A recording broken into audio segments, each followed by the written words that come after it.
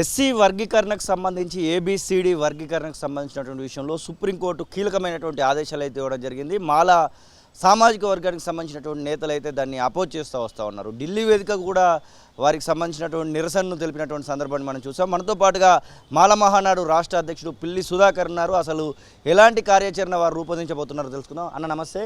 ఏంటి అసలు ఎస్సీ వర్గీకరణకు సంబంధించినటువంటి విషయంలో ఒక తీర్పు అయితే వచ్చింది. రాష్ట్రాలకే ఆ యొక్క ప్రతిపత్తినిస్తూ సుప్రీంకోర్టు కూడా తీర్పు ఇచ్చినటువంటి సందర్భం కనబడతా ఉంది. మాల మహానాడుగా మాలకు సంబంధించినటువంటి నేతలుగా మీరేమనుకుంటున్నారు?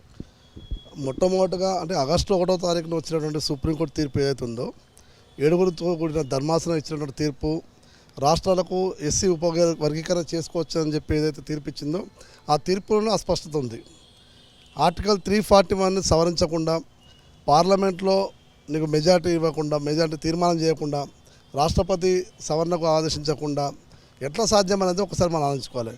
అంటే రాజ్యాంగ మౌలిక సూత్రాలను దెబ్బతీసే విధంగా ఈ యొక్క సుప్రీంకోర్టు తీర్పు ఉందని భావించినాం. కాబట్టి నిన్న 21వ తారీఖున పెద్ద ఎత్తున దేశవ్యాప్తంగా బంద్కు పిలిపియడం జరిగింది. ఇక్కడ ఎవరైతే మాదిగ సోదరులు వర్గీకరణ కావాలి, ఆ వర్గీకరణ ద్వారానే మాకు జీవితాలు మెరుగుపడతాయని చెప్పి భావించలో, అదే సామాజిక వర్గానికి సంబంధించినటువంటి మాదిగలు మొత్తం కూడా నార్త్లో పెద్ద ఎత్తున లక్షలాది మంది కదిలొచ్చి ఈ బంద్ను విజయవంతం చేసిన విషయం మనం గుర్తుంచుకోవాలి. ఇది మేము స్పష్టంగా చెప్పాల్సుకున్నాం. మేము చెప్పేది ఏంటంటే ఇది పూర్తిగా సుప్రీంకోర్టు తీర్పుగా మేము భావించడం లేదు. ఇది 100కు 100% నరేంద్ర మోడీ గారు ఇచ్చినట్టు తీర్పు ఇది. ఎందుకంటే నవంబర్లో హైదరాబాద్ పరేడ్ గ్రౌండ్లో జరిగినటువంటి ఎంఆర్పిఎస్ ఏదో ఎన్నికల సభ ఉందో, ఆ సభలో గౌరవ ప్రధానమంత్రి అప్పుడు ఉన్నటువంటి హోదాలో వచ్చి ఆయనే స్పష్టంగా మేము దీన్ని సమర్థిస్తున్నాం, తొందరలోనే దీనికి పరిష్కారం చూపుతామని చెప్పడమైంది. 2-3 నెలల్లోనే తీర్పు రావడం, అంటే 30 ఏళ్ళు ఆగింది, 3 నెలల్లోనే ఎట్లా పరిష్కారం కూడా ఒకసారి ఆలోచించాలి. ఎందుకంటే ఈరోజు న్యాయ వ్యవస్థలు కూడా కేంద్ర ప్రభుత్వ కీలు బొమ్మల లెక్క మారడం అనేది నిజంగా కూడా దౌర్భాగ్యమైన పరిస్థితి. ఇది దురదృష్టకరం. దేశంలో ఇట్లాంటివి ఉండొద్దు. రాజ్యాంగ వ్యవస్థ ఎప్పుడు కూడా ప్రతిపత్తిగా, స్వయం ప్రతిపత్తిగానే ఉండాలి. తెలంగాణ రాష్ట్రానికి సంబంధించి రేవంత్ కూడా అసెంబ్లీ వేదికగా కీలకమైనటువంటి ప్రకటన చేయడం జరిగింది. వెంటనే అవసరమైతే స్పెషల్ ఆర్డినెన్స్ తెచ్చైనా మంచిదే, తెలంగాణ రాష్ట్రంలో అమలు చేస్తామని చెప్తా ఉన్నారు. తెలంగాణ రాష్ట్ర అధ్యక్షుడిగా మీరు ఉన్నారు కాబట్టి ఎట్లాంటి ఆలోచన చేయబోతా ఉన్నారు? మేము స్పష్టంగా చెప్పాల్సుకున్నాం. ఈరోజు 10 ఏళ్ళ తెలంగాణ ప్రభుత్వాన్ని పడగొట్టడంలో మాలలుగా మేము ఎంత కృషి చేసినామో ఆయనకు ఇప్పుడు ఏమైనా ఉంటే ఇంటెలిజెన్స్ రిపోర్ట్ తెచ్చుకోని చెప్పు. 100 కేసులు మా మీద పెట్టుకొని ఆ రోజు ఉన్నటువంటి దొరల ప్రభుత్వాన్ని పడగొట్టి ప్రజాప్రభుత్వం నిలబెట్టడంలో మాలలు చాలా క్రియాశీలక పాత్ర పోషించారు. First one. రెండోది ఏంటంటే ఈరోజు తెలంగాణలో ఒక చర్చ కూడా అవుతుంది. మొత్తం కాంగ్రెస్ పార్టీ ఈరోజు తెలంగాణలో ప్రభుత్వం ఏర్పడింది, మాలలు రెడ్లు కలిపి ఏర్పడుతుందని చెప్పి వాళ్ళు చెప్పడం జరుగుతుంది.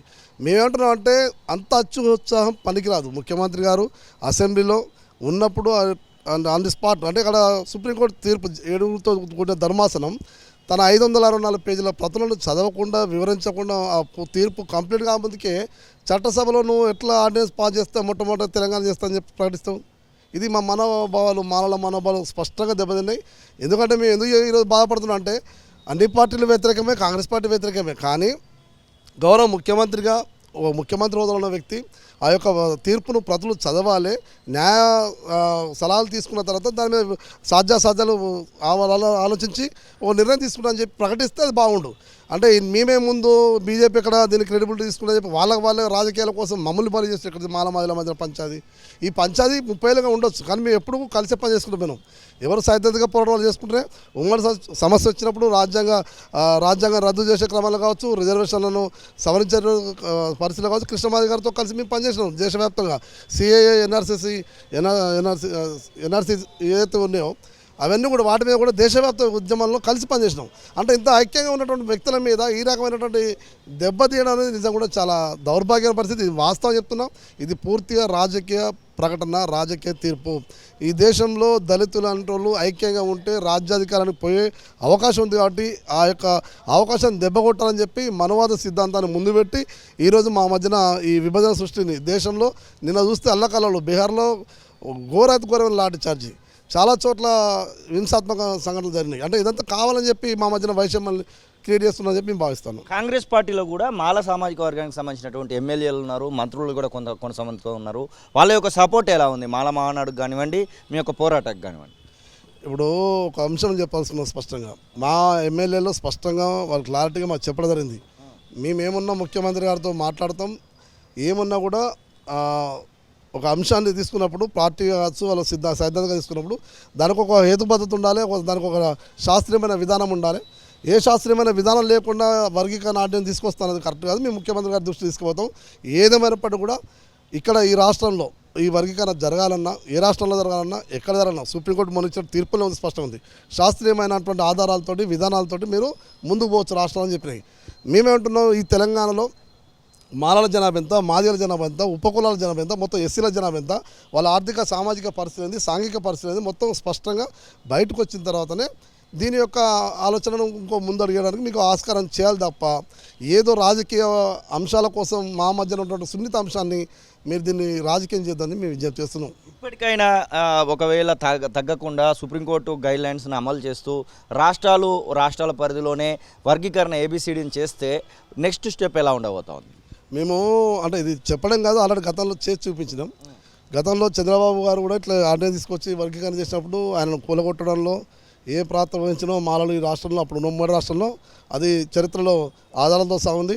ఇప్పుడు వచ్చేసి గతంలో టీఆర్ఎస్ గవర్నమెంట్లో కూడా ఈ రకమైనటువంటి ప్రకటన చేసినప్పుడు కూడా ఆ పార్టీ యొక్క ప్రభుత్వాన్ని కూలగొట్టడంలో మాలల యొక్క పాత్ర ఏందో, రేపు భవిష్యత్తులో ఇటువంటి ప్రయత్నాలు ఎవరు చేసినా కూడా అది రిపీట్ అయింది. తెలంగాణలో అసలు మాలలకు సంబంధించినటువంటి సంయుక్తమైనటువంటి ఆలోచనలు ఏమైనా చేస్తూ ఉన్నారా? ఏదైనా బహిరంగ సభలు, ఏదైనా దీక్షలు అలాంటివి ఏమైనా ప్లాన్ చేస్తూ ఉన్నారా మీరు? మేము ఇక్కడ తెలంగాణలో ఒక 5-6 ఆర్గనైజేషన్స్ వేరే వేరే రకాలుగా ఉన్నప్పుడు కూడా అందరం ఒకటిగా మారినాం. ఒకటే గొడుగు కింద వర్గీకరణ వ్యతిరేక పోరాట సమితి అనే గొడుగు కింద పనిచేయాలని చెప్పి ఉమ్మడి అంశంగా మనం ఎన్ని అంశాలు మన మధ్య వైరుధ్యాలు ఉన్నా కూడా కలిసి పనిచేయాలి, ఇది జాతి అస్తిత్వాన్ని దెబ్బతీసేటువంటి అంశం కాబట్టి అనే కోణంలో గతంలో ఇప్పటికే మేము 3-4 సార్లు దఫాలుగా భేటీ అయినాం. నిన్న జరిగిన బంద్ కూడా అందరం కూడా ఒక్కొక్కరు ఒక్కొక్క ఏరియా తీసుకొని దాన్ని పార్టిసిపేట్ చేసుకొని అన్ని జిల్లాల్లో కూడా సక్సెస్ కావడానికి కృషి చేసినాం. మేము భవిష్యత్తులో కూడా ఒక పాదయాత్రను కూడా మేము ప్లాన్ చేస్తున్నాం. 3 విడతలు అంటే 3 ప్రాంతాల నుంచి పాదయాత్రను హైదరాబాద్ కేంద్రంగా ముగింపు చేసుకొని ఇక్కడ లక్షలాది మందితోటి బహిరంగ సభ కూడా ఏర్పాటు చేసుకోవాలని చెప్పి మేము అందరం కూడా పెద్దల సలహాతోటి మేము నిర్ణయం తీసుకోవడం జరిగింది. అసలైన తొలి వెలుగు. ఫాలో వాట్సాప్ @తొలి వెలుగు official.